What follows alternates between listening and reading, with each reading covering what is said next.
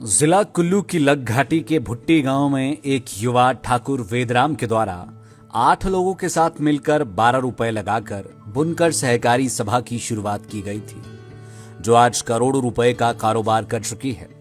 इतना ही नहीं, आज देश ही नहीं बल्कि विदेशों में भी लोगों की यह ब्रांड पसंद बन चुका है और जो भी सैलानी हिमाचल घूमने आता है वो बुटीकों की टोपी, शॉल और मफलर की खरीदारी जरूर करता है।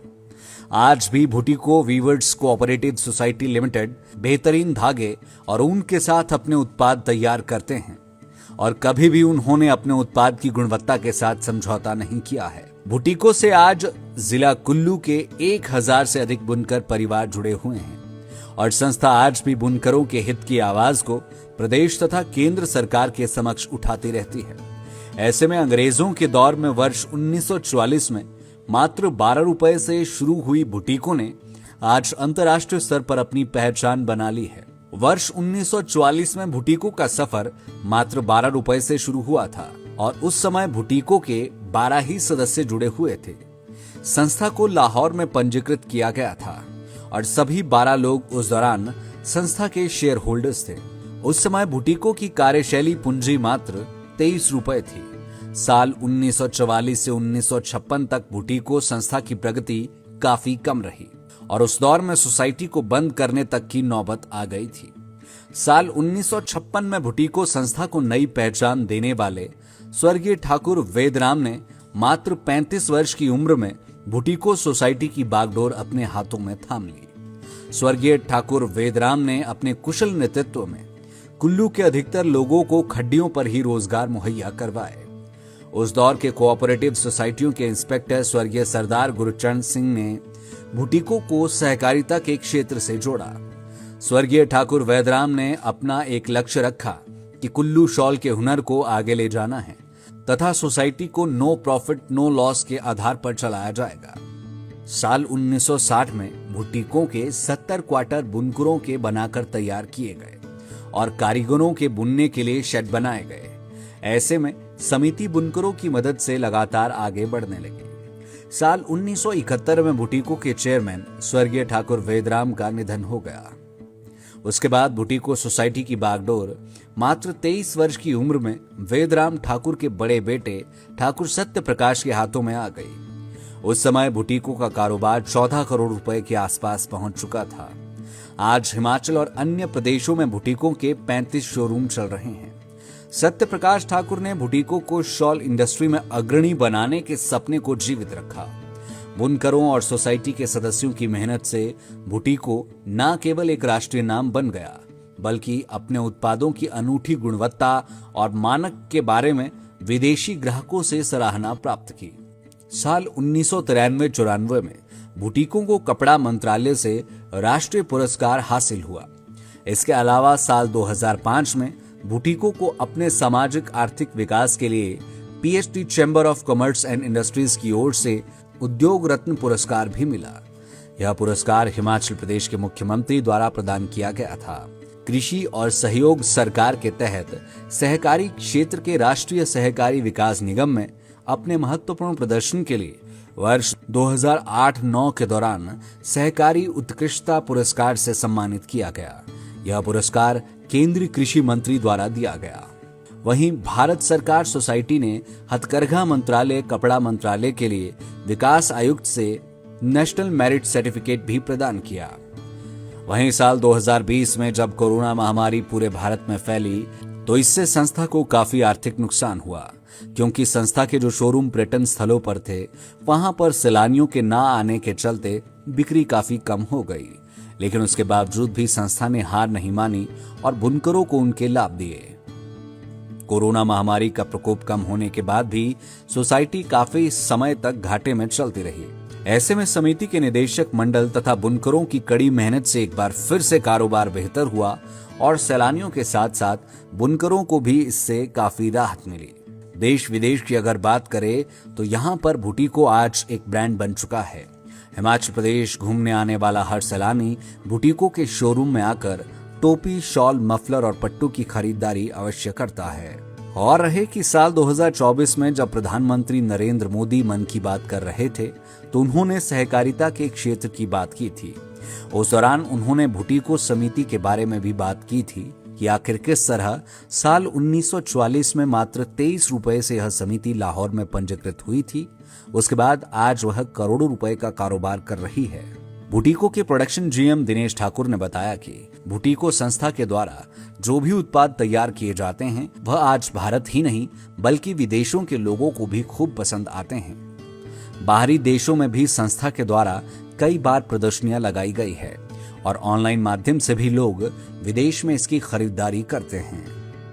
हिमाचल प्रदेश के प्रसिद्ध साहित्यकार डॉक्टर सूरज ठाकुर का कहना है कि स्वर्गीय वेदराम ठाकुर ने कड़े संघर्ष के साथ इस समिति को आज इस मुकाम पर पहुंचाया है और उनके बेटे सत्य प्रकाश ठाकुर भी लगातार इस समिति के हित में काम कर रहे हैं।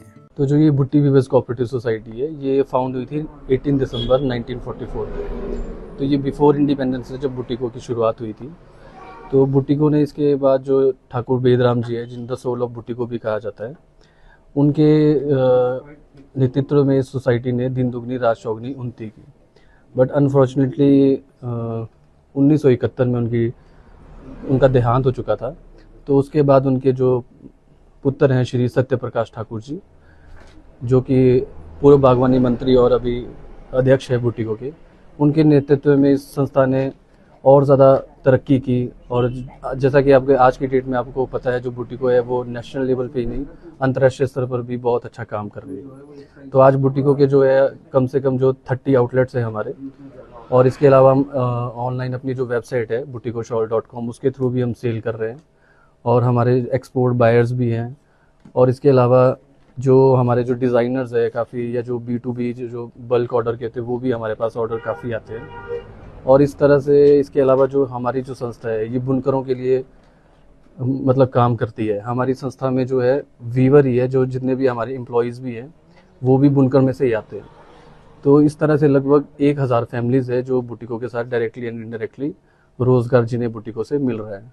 तो इस संस्था का मेन उद्देश्य है अपने कल्चर को बचा के रखना, अपने बुनकरों के लिए कार्य करना और उनका संपूर्ण विकास करना। जो ये बुनकरों के लिए जैसे बुटीको है, हम लोग चाहते हैं जैसे बुनाई जो कला है, ये एक तरह से मतलब काफ़ी लोग इसे सोचते हैं कि ये मतलब ऐसे लोगों का काम है जिन्हें पढ़ना लिखना नहीं आता या जो कोई दूसरा काम नहीं कर सकते।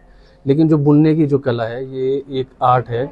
जब तक हम बुनाई की कला को एक मतलब आप क्राफ्टमैनशिप की तरह नहीं देखते हैं, तो बुटीको जो है उस क्षेत्र में बहुत ज़्यादा काम कर रही है। ताकि तो इस तरह से हम चाहते हैं कि बुनकरों को मतलब एक प्राउड फील हो कि जो वो काम कर रहे हैं उससे जो हमारे जो कल्चर है, हमारी संस्कृति है, सभ्यता है, उसे बचाने में मदद मिलती है।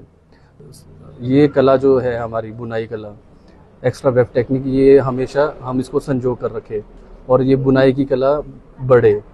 जो मतलब इस कला को पसंद करते हैं, जो इस काम को करना चाहते हैं, उनको उसका मतलब बेनिफिट मिलने चाहिए। जो बुटीको है जो ये निर्यात मतलब एक्सपोर्ट भी करती है, लेकिन बुटीको अभी फ़िलहाल डायरेक्ट एक्सपोर्ट यहाँ से हम लोग करते हैं। अभी फ़िलहाल हमारा कोई आउटलेट्स नहीं है, बट लेकिन हम जो अपनी एक्सपोर्ट एग्जीबिशंस है, चाहे वो हमारी फॉरेन कंट्री जैसे यूरोपियन कंट्रीज जैसे फ्रांस हो गया, स्विट्ज़रलैंड हो गया, तो इसके अलावा हम लोग और भी कंट्रीज़ जैसे अभी हम इटली भी गए थे, और उसके अलावा हम लोग और भी जैसे रशिया, दूसरी कंट्रीज़ में भी एग्जीबिशंस के लिए गए हैं। और जो भारत सरकार का जो wool and woollen export promotion council है, या हैंडलूम एक्सपोर्ट प्रमोशन काउंसिल है, federation of Indian export organisation है, इनके भी हम मेंबर है। तो वो भी जहाँ जहाँ B2B एग्जीबिशन जो एक्सपोर्ट से रिलेटेड है, उसमें भी हम लोग लगातार पार्टिसिपेट करते रहते हैं, जिससे कि हमें नए बायर्स मिले और हमें अंतर्राष्ट्रीय स्तर पर भी अपनी कला को दिखाने का मौका मिले। इस सोसाइटी का जो इतिहास है एक संघर्ष से शुरू होता है। जो सोसाइटी केवल 12 रुपये में शुरू हुई थी और 11 लोगों ने शुरू की थी, कोई 10 साल तक वो काम नहीं कर पाया। सन 1956 में जब वेदराम ठाकुर जी की एंट्री इसमें हुई, वो इसके अध्यक्ष बने, उन्होंने इसको रिवाइव किया। और रिवाइव करने के बाद क्योंकि वो दूरदृष्टि रखते थे, पूरे देश में घूमते भी थे, कहाँ कोऑपरेटिव में अच्छा काम हो रहा है उसको समझते थे, और उसी आधार पर उन्होंने जो सोसाइटी बुटीको को आगे बढ़ाया। सबसे बड़ी बात ये है कि उनका सीधा संवाद वर्करों के साथ होता था, बुनकरों के साथ। और ये सबसे बड़ी खूबी होती है कोऑपरेटिव में। दूसरा, बहुत सी कोऑपरेटिव देखी हमने जिसमें लोग जुड़ते तो हैं परंतु अंत तक चलते नहीं। इस सोसाइटी की ये भी सबसे बड़ी खूबी रही कि जब उन्होंने शुरू किया, एक कॉम्प्लेक्स बनाया, उसके बाद लोगों को जोड़ा और जो निरंतर आगे बढ़ता रहा। और आज भी हम देख रहे हैं कि सत्यप्रकाश ठाकुर जी एक विजनरी ढंग से इस सोसाइटी को आगे बढ़ा रहे हैं और इसका एक ब्रांड बन चुका है। और ब्रांड बनने के पीछे भी हिमाचल में केवल इसका नाम इसलिए है क्योंकि ये ओरिजिनल चीज़ें बनाते हैं, मूल चीज़ें बनाते हैं। इसमें ना कोई उसका प्रयोग नहीं होता, पावर का प्रयोग नहीं होता, हाथों से बनता है। और कागज़ पर पहले उनको प्रशिक्षण दिया जाता है, कलाकारों को, बुनकरों को। फिर उनसे पूछा जाता है कि इसको और कैसे खूबसूरत बनाया जाए, किस प्रकार से धागे की गुणवत्ता बनाए रखे जाए। क्योंकि इन्होंने लैब भी स्थापित किए हैं। लैब में टेस्ट होता है एक एक धागा, और बुनने के बाद भी धागा टेस्ट किया जाता है। और जो ठीक नहीं उतरता उसको मार्केट में नहीं लाते। और यही सबसे बड़ी खूबी है इसके, इस सोसाइटी के आगे बढ़ने की। अब तो नई इंडस्ट्री तो है ही, जो मशीनी युग आ गया, आज मशीनी युग हो गया है। और मशीनी युग के साथ अब जो AI का युग हो गया। अब लोग दिमाग से सोचना कम कर रहे हैं, सोच नहीं रहे हैं। AI से उसमें अपना विषय डालते हैं और वहाँ से एक तस्वीर निकल के आती है। और बुनाई क्षेत्र में भी ऐसा ही हो रहा है। जो डिज़ाइन बन रहे हैं वो AI बना रहा है। जो आदमी की जो गुणवत्ता है, उसकी विचारधारा है, उसका जो सृजनशीलता है, वो ख़त्म हो रही है। और ये सबसे बड़ा संकट है आज बुनकर क्षेत्र के लिए कि हम रेडीमेड 2 मिनट में चीज़ चाहते हैं और वो मशीनों में एकदम से तैयार होता है और सस्ता पड़ता है। बेचते बेशक वो महंगा है। यहाँ तो एक बुनकर को एक शॉल तैयार करने में कम से कम 4 दिन लगते हैं, वो भी अगर सिंपल डिज़ाइन का हो। अगर उसमें डिज़ाइन ज़्यादा हो तो 10 से 15 दिन भी लगते हैं। तो इसलिए आज संकट तो है, पर ये है कि जो लोग इस काम से जुड़े हैं और ईमानदारी से काम कर रहे हैं, वो इसमें अभी भी जुड़े हैं और ठीक कमा रहे हैं, ठीक पैसा कमा रहे हैं, प्रॉफिट भी कमा रहे हैं। लाइव टाइम्स टीवी के लिए कुल्लू से मनीष ठाकुर की रिपोर्ट।